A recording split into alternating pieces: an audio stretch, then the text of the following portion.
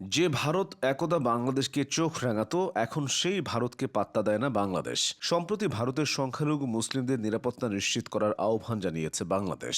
পশ্চিমবঙ্গের মুর্শিদাবাদে বিক্ষোভ নিয়ে বাংলাদেশকে জড়ানোর চেষ্টার তীব্র প্রতিবাদ করেছে। ভারতের অভ্যন্তরীণ বিষয়ে এমন স্পষ্ট কথা বাংলাদেশের পক্ষ থেকে আগে খুব কমই শোনা গেছে। অতীতে অপবাদের মুখে বাংলাদেশ চুপ থাকত, মুখ বুজে সব সহ্য করত, কিন্তু ডক্টর ইউনূস এসে সেই ধারা বদলেছেন। বাংলাদেশ এখন মাথা উঁচু করে কথা বলে। তিনি বুঝিয়ে দিচ্ছেন কিভাবে চোখে চোখ রেখে কথা বলতে হয়। সীমান্ত সমস্যা থেকে শুরু করে বাণিজ্য ও কূটনীতি, কোনো কিছুতেই ভারতকে ছাড় দেওয়া হচ্ছে না। সেভেন সিস্টার্স নিয়েও ডক্টর ইউনূস বেশ কয়েকবার খোলামেলা কথা বলেছেন। 2024 আগস্টে দায়িত্ব নেওয়ার পরপরই এনডিটিভিকে দেয়া এক সাক্ষাৎকারে তিনি বলেছিলেন, যদি বাংলাদেশকে অস্থিতিশীল করা হয় তাহলে তা মিয়ানমার সহ চারপাশে ছড়িয়ে পড়বে এবং ভারতের পশ্চিমবঙ্গ ও সেভেন সিস্টার্সে ছড়াবে। তখন ডক্টর ইউনূসের এই কথা নিয়ে বেশ আলোচনা হয়েছিল দুদেশেই। এরপর 2025 সালের মার্চে ডক্টর ইউনূস চীন সফর করেন। সেখানে তার একটা কথায় তেলে বেগুনে জ্বলে ওঠে পুরো ভারত। ডক্টর ইউনূস বলেছিলেন, ভারতের পূর্বাঞ্চলে অবস্থিত সেভেন সিস্টার্স নামে পরিচিত 7টি রাজ্য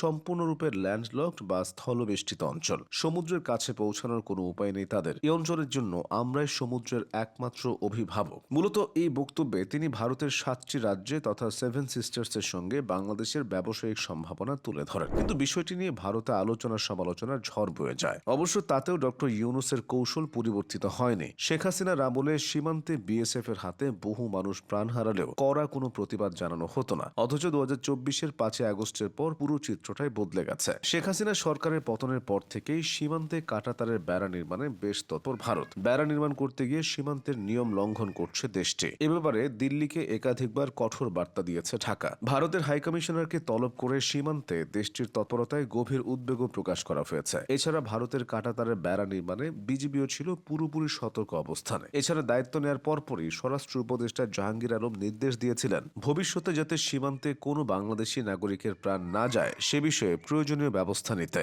এতে পুরোপুরি বন্ধ না হলেও সীমান্তে প্রাণহানি আগের চেয়ে কমেছে। বাণিজ্য ইস্যুতেও ভারতকে যেন পরোয়া করছে না বাংলাদেশ। 2025 এপ্রিলের শুরুতে বাংলাদেশে যখন বিনিয়োগ সম্মেলন হচ্ছিল, ভারত তখন ঘোষণা দিয়ে বাংলাদেশের ট্রান্সশিপমেন্ট সুবিধা বাতিল করে। তবে এতে একেবারেই বিচলিত হয়নি ইউনূস সরকার। ভারত ট্রান্সশিপমেন্ট বাতিল করায় বাণিজ্য উপদেষ্টা শেখ বশির সেদিন মাঝরাতেই সবাইকে মন্ত্রণালয়ে তলব করেন। বাংলাদেশের প্রেক্ষাপটে এমন ঘটনা খুবই বিরল। মন্ত্রণালয়ে সব সচিবকে ডেকে পাঠানোর পর 2 ঘন্টা মিটিং হয়। মিটিং শেষ করে শেখ বশির সাংবাদিকদের জানান, ভারতের ট্রান্সশিপমেন্ট বাতিলে কোনো সমস্যা হবে না। এছাড়া বিরাট চেয়ারম্যান আশিক চৌধুরীও এই বিষয়টিকে বাংলাদেশের সম্ভাবনা হিসেবে উল্লেখ করেছিলেন। বাংলাদেশ যদি ভারতের উপর নির্ভরতা কাটিয়ে উঠতে চায়, এটাই হতে পারে তার সেরা সময়। সে উদ্দেশ্যেই কাজ করে যাচ্ছে সবাই। উপদেষ্টা পর্যায়ের অনেকেও বাংলাদেশ নিয়ে ভারতের অযথা নাক গলানোর বিরুদ্ধে কথা বলেছেন। 2024 সালের ডিসেম্বরে নৌ পরিবহন এবং শ্রম ও কর্মসংস্থান মন্ত্রণালয়ের উপদেষ্টা ব্রিগেডিয়ার জেনারেল সাখাওয়াত হোসেন বলেছিলেন, পায়ে পড়ে ঝগড়া করলে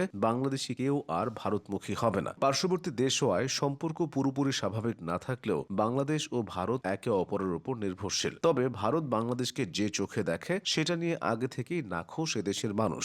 বাংলাদেশ চায় সমতার ভিত্তিতে সম্পর্ক। ডক্টর ইউনূস দায়িত্ব নিয়ে সেরকম সম্পর্কের উপরই জোর দিয়েছেন।